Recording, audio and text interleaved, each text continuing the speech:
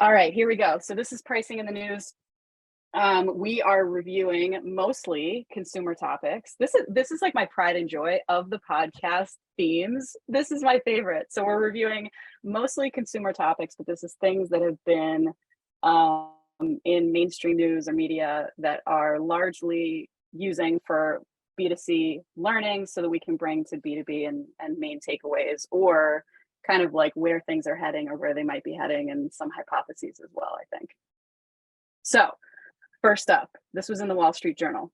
Junk fees in general have been pretty loud since Taylor Swift's tour announcement. This is all coming back full circle to Taylor Swift. Even if we're My not going to favorite. talk about, even My if we're not favorite. going to talk Swiftonomics in general, it always comes back to Taylor Swift.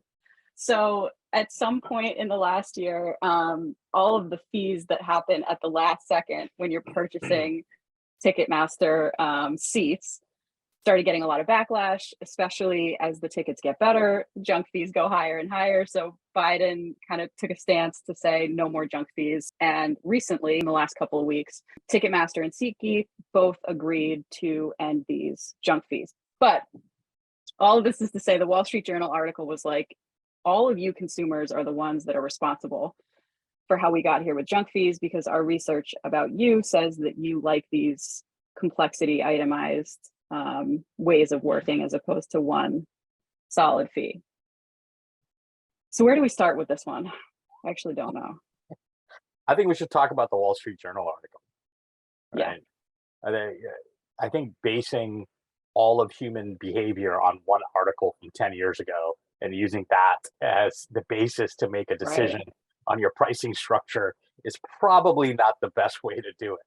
Yeah, that's my first thought. The second Yeah. thought is really, if you look at apps nowadays, consumer-based apps, pretty much all of them have a little button that says include fees, yes or no, and you hit the little button so you can make everything apples to apples, so you really know what's going to be out there. I mean, we're four consumers right here, right?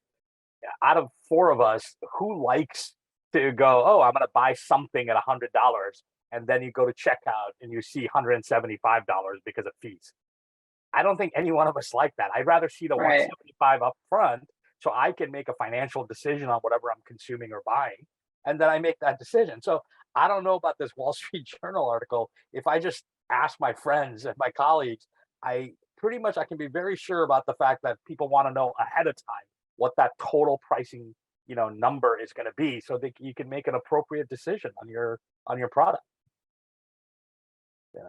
That's just my thought process. Yeah. Go ahead, Pete. I think it's I think people want their cake and eat it too, basically, when it's almost a negotiation thing where they say, all right, the price is $175. And people say, well, what's in that? I don't agree with that. And they just want little nibbles so they can push down on one item or another. And overall, they want to pay less than 175. And they think breaking the fee out into 5 pieces will allow them to understand it better and tell the seller that one of those is BS. They should strike it. Yeah. And how many times does that happen? Like, if I see New York City, hotel pricing, there's always, usually a tax or really a city fee or something like that. I mean, what are you going to do? Go argue? I don't know with what it the means city anyway. That's a great point. Yeah, B2C, go- you're SOL if it's B2C, but if in a B2B environment, maybe you can talk to your your HVAC service technician and argue over that. Maybe it'll work. That's right. I think this one's super interesting because you're seeing this concept in a lot of different sectors, right? Ticketmaster is the obvious one, but then when you look at the airline industry, the pricing model has changed. So today you go buy a ticket and then, you buy a ticket and you're paying to bring a carry-on bag and you're paying fees for all kinds of other things. And frankly, from a profitability perspective, it has worked well for them. Then you take this over to like the banking industry, which, comes to mind when you use terms like junk fees. Like, are these potentially unjustified fees that are hitting a sector of the population that can't do a whole lot about them and is negatively impacted? So I think the issue to me comes down to the level of price transparency and fairness that these companies are providing out there. And then from a consumer perspective, the consumer experience is absolutely negatively impacted. But it seems to me that these companies are out there putting a price model in place that is really solely focused on monetization and oftentimes at the expense of the consumer experience. So that balance is starting to, in my eyes, tip the wrong way, where that consumer experience is being negatively impacted in so many different ways. Because to your point, I don't personally like it when, you book an airline ticket and now I have to go so far as to pay for a personal item that I'm going to be putting under my seat, because that just doesn't seem quite unfair for me to take a plane and not take anything with me. But Right. I think the only thing to add, Adnan, to that, which I agree for the most part of it, is if the fees are in your control as a consumer, if it's in my control to make a decision which will drive those fees up or down, I'm okay with it. I want to have transparency to those things. But if it's not in my control, like taxes and city fees and all these other fees that, Ticketmaster is going to charge me 17 fees on top of my ticket pricing, I have no control over it. I Sure. can't change those fees. So why am I looking at it? Why am I staring at it? You're going to tell me at the time of purchase instead of up ahead to make that decision. It doesn't make sense. But if I have full control over those fees, like you said with the airlines, like I've done many times, like Spirit Airlines is a perfect example. I go after the cheap tickets. I go, oh, this is great. And then they go, personal item underneath the seat is going to be an extra $50.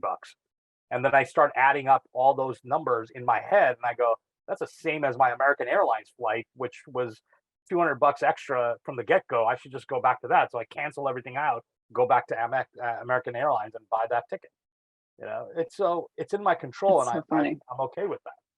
Yeah, So no, you're with right. That control piece is absolutely a factor where, the bank situation, for example, if you're getting charged for X, Y, and Z and you don't have control over it, then yeah, there's that fairness element. Sorry, Tracy. that's okay. The crux of the research was like with what you just described, Jeet, most people would be too invested by that point to switch back to the other choice. So they're like, forget it. And so they prefer, because it gives a false sense of control, but then because it gives them a false sense of control, but then by the time they get to the checkout, they're like, all right, I've already come this far, so whatever. And you are the minority in that Yeah, scenario. which is interesting, right? Okay, so I get it. You're invested, so you make the purchase decision still at that late stage of the game, but that doesn't mean I prefer that methodology. Right. You know what I mean? Like I may prefer it because No. I'm making the purchase decision still, but I'm Right. angry about it. I don't want this to continue into other aspects of my life. Like I Right. don't want this. So that's why the study is kind of, I think it's a little hokey, because you're not interpreting it correctly. If you say, oh, they still went through the purchase decision. Well, okay, I still did because I don't have too many other options. Like Ticketmaster is the perfect example, right? All these providers charges, fees, and things like that. I know if I switch from this one to the other one, I still have to pay those fees. So it's kind of like, okay, I'm Right. already here. You might as well buy the ticket because I know those junk fees are going to be there no matter which direction I go in. Now, to your point, Adnan, it was like the experience is so bad that it seems like we're reaching a point. First of all, like we said earlier, this research is old. It's 10 years old. But when StubHub did this as part of the study, they went back into all-in pricing because they thought people would want the transparency back in 2013. And then it did not boost business or get them new customers. So everybody's like, forget it.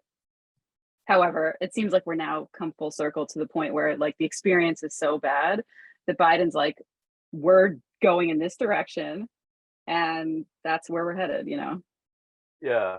The one thing we haven't talked about, which I think is part of the equation somehow, is the magnitude. If you're talking about $100 ticket and the fees, even if there's 17 fees, it adds up to $2. I think most of us are like, whatever, man, just get me to purchase as quickly as possible. But if you're doing $100 ticket and your fees add up to $75, we have a problem, because that's a vastly different conversation. So I think the magnitude matters, and I think that's the tipping point we're at with the Taylor Swift tickets and things like that, where it's like, wait a minute, this is like 40% of my ticket price. This is 50%. I mean, this is not a Right. negligible fee, because we think of fees as like 50 cents, $1, 150, kind of stuff. This is like hundreds of dollars, on top of something you're paying, hundreds of dollars on. it's, I don't know. I think the magnitude is a little egregious at this point. Yeah. Yeah. And also not only magnitude, but the flavor of the fee. I think those things like city taxes and regulation, to some degree, the company wants to message, hey, I'm just giving you $100 product. Regulation is this much more, so that's why. But then when there's like that optional fee that's like 30%, that's just clearly an admin fee that they're charging. Yeah. That's also part of the rub. Yeah, that's right. That's right. That's All right, let's great. talk about Heineken. Is there anything else on the fees thing? Nah. Let's move to Heineken. Main takeaway, do not reference material from 10 years ago as you're making your pricing decisions. Key takeaway. All right, so this is Heineken. They came up with an index to measure brand performance. So this was in the Financial Times, but also in Marketing Week, because there's a lot of, you can imagine like big implications for marketing in general. It seems like they really did this right. So they hired a bunch of researchers, scientists to find drivers and these different measures for brand experience and brand performance, and then find ways. So they measured themselves, and it was like not super impressive. I'll have to put the number in here afterwards. But it opens up a lot for the company to be able to measure it, to be able to kind of like track over time how things are getting better in different environments. And I think there's a lot, there's just a lot with this one. We love measurement. Who wants to go first? I'll chime in. I mean, you first read this and you say they're going to measure fun times, and the reaction is, how can you possibly do that? That term in and of itself just seems incredibly subjective. Then tying it back to what they're trying to accomplish, it makes sense that they would want to measure something like that, because there's an experience and an outcome, and fun times is a term that seems to reflect that. So that when I read the headline and the first couple sentences of the article, I had a very cynical view, but then you start to go a little bit deeper and peel back the onion, and you feel like they're putting some real thought into this, meaning that they're thinking about it through the lens of behavioral psychology, sociology, and really trying to put a metric on something that is inherently difficult to measure. So if it comes out and is something that really reflects the impact on the person that's enjoying a beverage, whether that's Heineken Zero or anything else, then yeah, I think it's a great way to put themselves out there and show their audiences that they're doing what they set out to do in a way that audiences can believe. So in this case, it really seems like the devil's in the details. The concept seems to work, but can they really execute it and measure effectively? It feels like they're taking the right steps to do so. So I'm excited. I think that this one could work well. I think it's interesting because it's sort of a chicken and the egg argument. And by that, the fun times argument is, what percent of your times in life would you say are fun times? It's like not every time's a fun time. So on one hand, do you want to limit consumption of Heineken only to those fun times? Or obviously they're betting that you see Heineken, and you're like, oh, if I have this, it will become a fun time. So, like the wind down beer after work. Do you think of that as a fun time? Maybe, but maybe it's reserved for your, special Super Bowl kind of occasion too. So you don't want to limit the consumption of Heineken to only certain times. I think they want to put the beer first as the causer of the fun times. Yeah, I love this. I absolutely love it, and I think the four of us need to go to Amsterdam to really dig into this in greater detail and write a white paper and just really get our hands dirty with Love this. your heads at. I absolutely love this, and the reason I love this is, we've been talking a lot about pricing power and how we define it and how people, our clients, execute against it, and I think it's phenomenal because essentially Heineken wants to make it easier for consumers to make that decision. It's a competitive market. They want to make it easier for a consumer to make a decision. They think they have some level of pricing power or some level of power in influencing that decision maker. So if they can broaden their definition of their product, their market, their how people make decisions, and Pete, you're absolutely right. It's not just about having a Heineken product in their hand or a beer or even a soft drink or a non-alcoholic beer, whatever it is in their hand. They can go beyond to experience. now they can broaden their portfolio. They can think of themselves as throwing events, throwing concerts. They can broaden the definition of the company itself and influence that consumer to have that thought process that says, hey, this is experiential in nature and not just alcohol consumption in nature. And that to me is phenomenal. And if they truly use this thing correctly, they can go into ancillary markets, they can partner with other folks, and they can create these environments for the consumer where now the consumer goes, Heineken equals a good time. I am biased now towards anything Heineken. It's kind of like the Porsche design going into clothing and pens and all this other stuff and having brick and mortar. You're creating that brand that's very experience oriented, and you're not just stuck to one vertical that says beer. That's it, nothing else. Yeah. And now Yeah, you're it's like approaching the Red Bull aspect of, but for beer. Right. That's right. Yeah. And I think making it mathematical and creating an index, studying, doing it with behavioralists to kind of create that. I'm very curious how they move forward with it. I want to know how they use it, how they market against it, how they create other things around it. I'm absolutely fascinated by this. I think if they do it correctly, I think they have just unlocked something that we'll see other brands doing in the future. I will say this conversation is a fun time with or without a Heineken. Also, I just saw this morning that Netflix opened up a pop-up restaurant in LA. And you're just making me think of like kind of how do you properly like keep on brand but then step outside into new markets and things. They opened up a pop-up restaurant in LA, and all the chefs are people that have been on their cooking shows but like lost, it seems like. But still, like people, recognize the chefs and they want to go see the chefs. And I'm like, that's a great idea. And then you go, but it's all under Netflix's umbrella of their brand and everything like that. But they're bringing together and moving into a new thing. And I just thought that was really cool. Fascinating new market entry. That's cool. I remember when e-commerce was kind of building out initially, there were some futurists that had ideas that our malls would be completely different because everybody's going to buy and transact online, but you still need to touch and feel certain things. So the concept of having an experience in some way, shape, or form is very important. So they thought in the future we would have golf courses inside the mall, so you can try different clubs, different things, and you can try all those things, but the transaction would still be online. So you would have a smaller footprint where you get to experience different things in different environments, still try a different set of products and solutions. So you kind of start getting biased towards one or the other brands, and then the transaction would happen separately. Obviously, attribution would be difficult to measure, from that perspective, but creating experience environments that mimics how we live our lives in order to get brand identity out there, I think is an interesting concept, and I think it will be the future at some point. More so, I should say.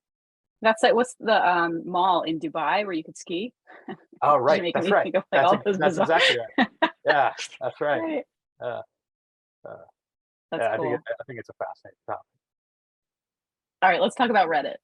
The Reddit also, this is one of those longer, because we talked about Reddit either on the last roundtable or before, which was months ago, but this whole thing started when Reddit, the CEO of Reddit decided to, so ChatGPT, there's so many parts of this. I'm like, oh wait, no, let me back up. Let me back up again. So with ChatGPT and OpenAI, the value of a platform like Reddit, obviously, like it just changes everything. You could go in and get all of this data when it's an open source platform in general. So the CEO of Reddit decided to start charging because he said, we're not going to give like all of this data to the biggest companies in the world for free. We think that's fair. Sounds totally fair. So they decided to start charging for access to the API. At some point in the following months, and this was probably in preparation for an IPO, which still hasn't happened, but as the months went on, he got backlash. The communication was a mess. He doubled down on the pricing, and it was like Reddit versus its own beloved people. It just became a mess that continues to unfold. So there's a lot to this one, but it's like a pricing problem. It's more like a communication problem wrapped up in a pricing problem and snowballed over quite a while. Just on, I think that's, yeah, a great summary, and some additional context on that. The result of that change in the API, a big part of what was covered in the press was the ability to access an app called Apollo that a lot of their community and moderators relied upon for moderation tools within their communities or subreddit. And because of their change in the API, for Apollo to continue to operate, they were going to have to pay something along the lines of $20 million a year. And they said, there's simply no way for us to pay that much money.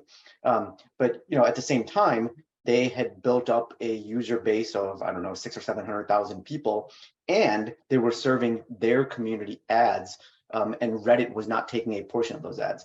So then Apollo said, hey, we're shutting down.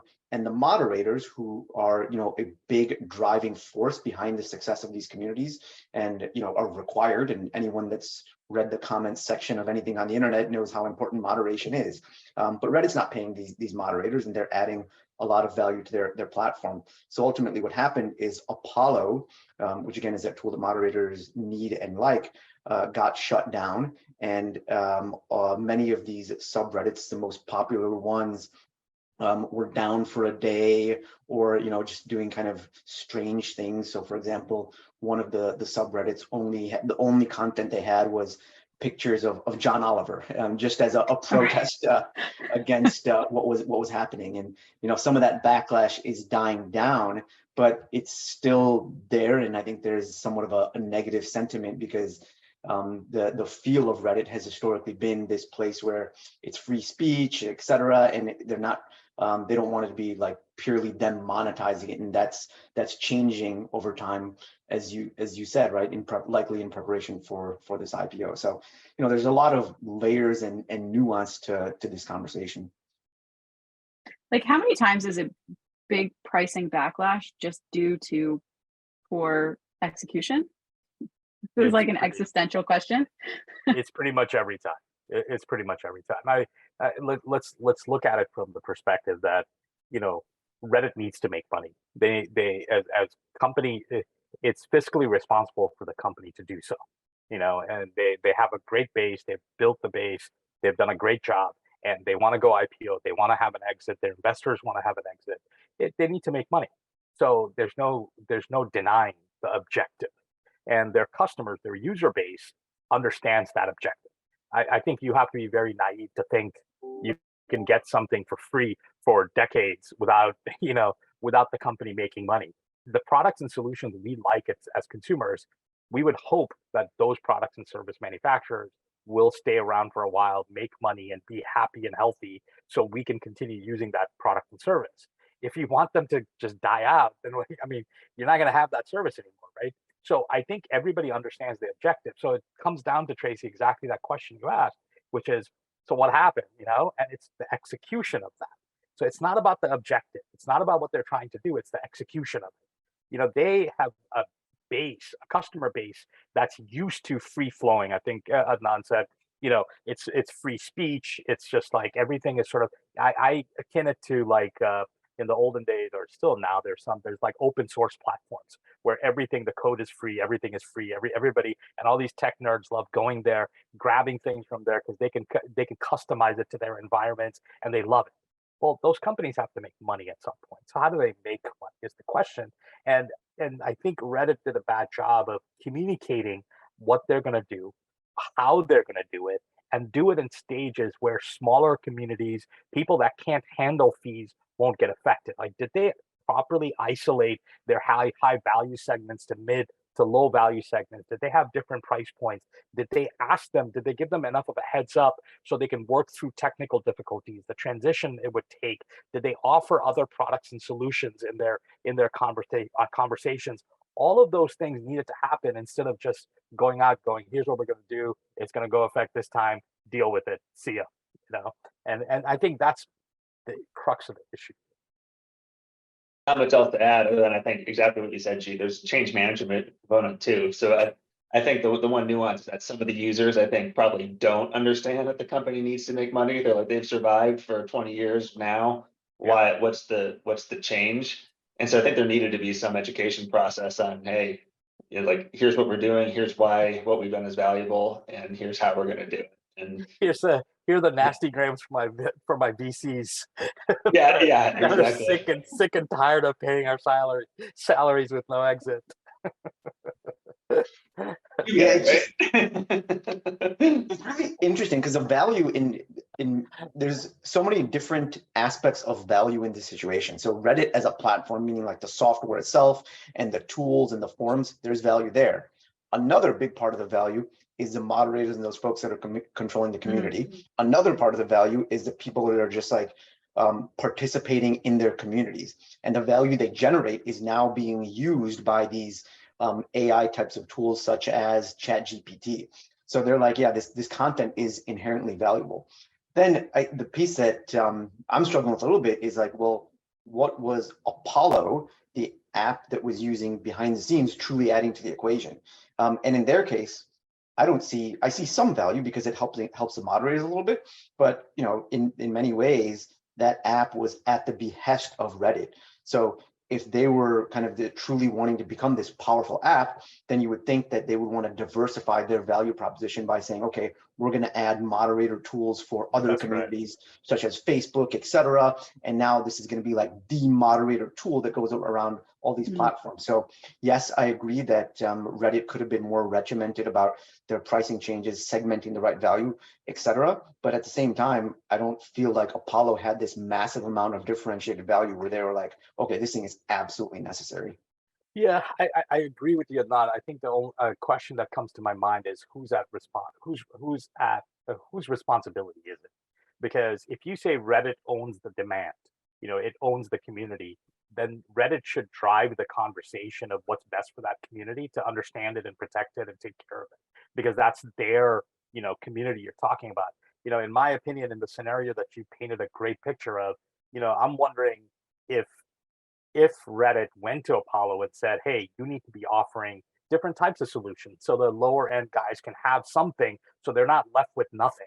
You know, I get it. If somebody needs to pay, if somebody is making 100 million and they need to pay 2 million to you guys because you're enabling that to happen, so be it. I get that.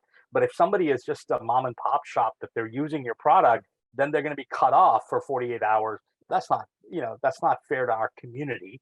And I'm wondering if they drove that type of discussion. Maybe they did behind the scenes. I don't know. But I think they still have onus to protect that community because they built that community, and they see, you know, from the consumer perspective, they kind of see themselves as Reddit customers, not Apollo customers. And that's the, you know, I think that's the mindset that's there. Yeah, that fairness element is absolutely there. And based on what I've read, it seems unlikely that they were proactive in having those types of conversations. Yeah.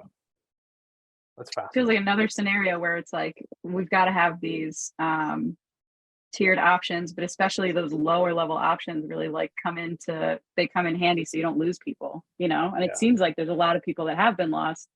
And I bet as they get sorted here, things will get kind of figured out and patched up, but we'll see. Yeah, ultimately, is there a better platform for them to go to? They might be mad about it, but they're mad because they're emotionally attached and appreciate what the service delivers. So it might end up remaining the best option for most of those people. Right. Yeah. The Reddit gang. All right, well, we'll see what happens. I think we stop there. Sounds good. And thank you. Thanks for doing this. Thank you guys. All right, till next time. All right. Okay. Bye.